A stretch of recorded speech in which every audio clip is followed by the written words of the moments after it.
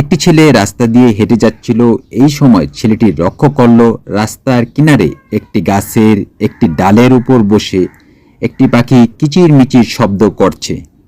পাখিটির এই রকম অদ্ভুত শব্দ শুনে ছেলেটি অবাক হয়ে পাখিটির দিকে তাকিয়ে দেখতেছিল।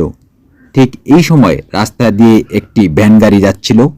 ভ্যান গাড়িওয়ালা ছিল হিন্দু এবং ভ্যান গাড়ির মধ্যে ৩ জন যাত্রী ছিল।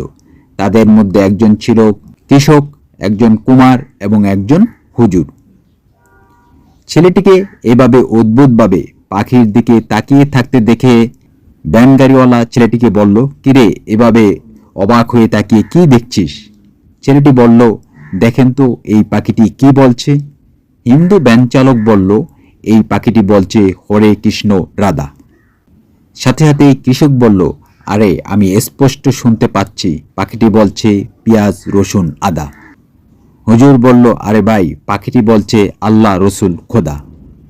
তাদেরকে থামিয়ে দিয়ে ছেলেটি বলল, রাখেন, এক আল্লাহ, এক রসুল এবং এক কোরআন শরীফ হওয়া সত্ত্বেও মুসলমানরা কেন দলে দলে বিভক্ত, আজ আমি তা স্পষ্ট বুঝতে পারছি।